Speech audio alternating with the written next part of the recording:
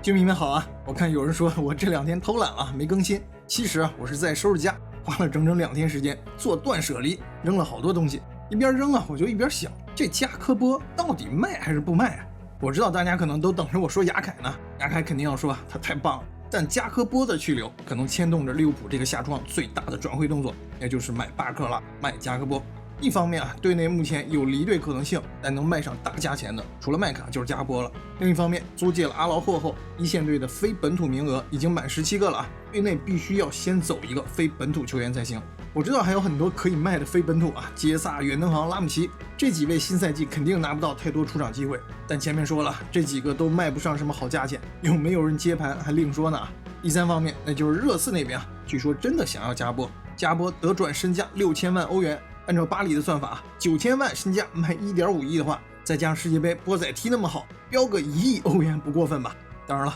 利物浦不是巴黎，波仔可能最多也就是7500万或者8000万就卖了啊，毕竟年纪在那儿摆着，都27了。这就不得不提一下上赛季的迪亚斯了啊，迪亚斯也是27被卖掉的，这也符合分位一贯的作风，趁球员还在巅峰期值钱，赶紧卖了套现。但军迷们都知道啊，上赛季分为最大的转会策略失败，就是卖掉迪亚斯后没有买一个同等能力的左边锋接班。斯洛特把所有的宝都压到了加科波身上，嘲讽归嘲讽啊，从世界杯和季前赛的表现来看，加科波并不是只会内切啊，蒂摩纳哥的2个进球，加科波都参与了，赢科莫更是1球1助攻。虽然和科尔克斯还是不太来电，但最近我看大家的风口都变成去喷科尔克斯了，加科波反倒变成宝了。我不是说加科波不好啊，从季前赛这一场来看，恩古莫哈和穆尼奥斯踢右边锋的效果显然都不如在左边更好。从数据来看，他俩都不如加科波，毕竟波仔已经在英超打拼多年了，属于技战力。他要是真去了热刺，搞不好也能像迪亚斯一样爆发一下呢。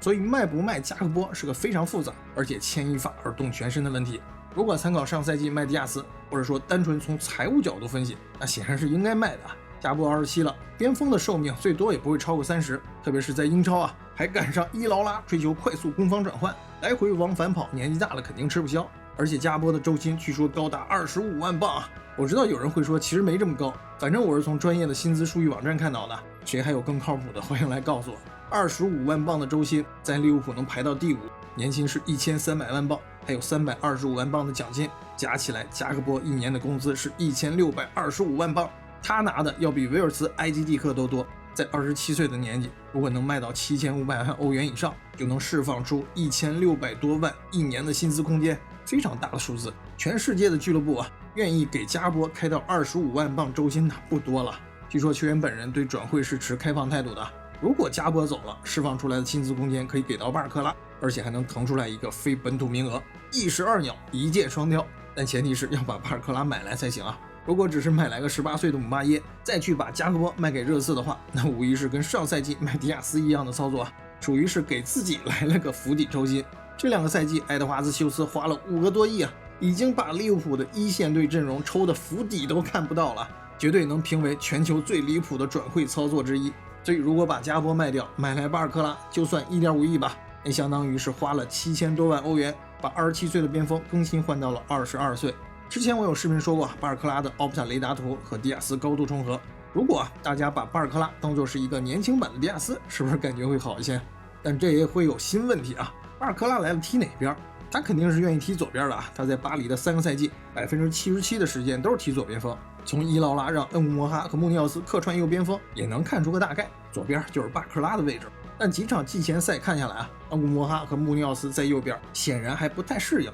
完全没有走路的风采。其实从球员实力来看啊，倒不如让巴尔克拉去踢右边。上赛季他在巴黎13个进球啊，有8个是右脚进的，左球进了2个，左脚有过23次射门，进了3个，所以他也不是不能用左脚啊，他的全面性应该要比恩古莫哈和穆尼奥斯更好一些。所以啊，就让巴尔克拉牢牢占据新赛季的右边锋位置，左边就让穆尼奥斯和恩古莫哈竞争一个主力位置得了。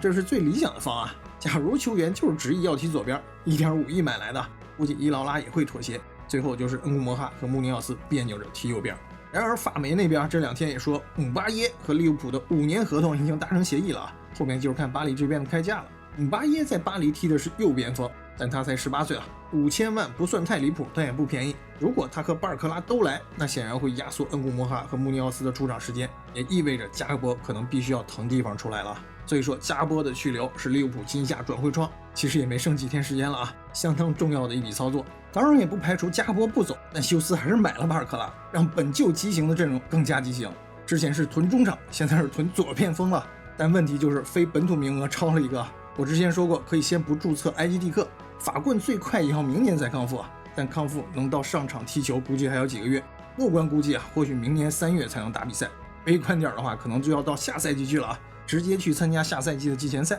所以真可以考虑把埃基蒂克的名额给巴尔克拉，但这需要教练组给埃基蒂克做心理工作，毕竟球员在康复过程中是需要有个动力和念想的。取消注册，没准会让埃基蒂克心里备受打击，他的心态我觉得还不够成熟，所以这招要谨慎使用。如果不动埃基蒂克，那就只能去看看基耶萨和拉姆齐了。有了阿劳霍，估计拉姆齐大概率要被拿掉了，毕竟基耶萨还能替补打中锋。但其实让1.90米的大个子打右后卫，限制还是蛮多的。之前戈麦斯客串就很别扭，至少打不了边翼位。弗林彭那种高速推进传球给加波的场景就很难做到了，所以拉姆齐也不是不能留，当个替补，杯赛打打也就算了。下期视频吧，再单独发一个视频，聊聊新赛季利物浦各个位置的情况。最后这2周还是会有不少变数的，琼斯可能会走，就算买不来巴尔克拉，其实咱们队里还有一个我认为比恩古莫哈和穆尼奥斯都更适合踢右边锋的人选，放在下期再聊吧。最近还是有人来问啊，足球通年卡还有返现吗？还有的，只要在我的橱窗下单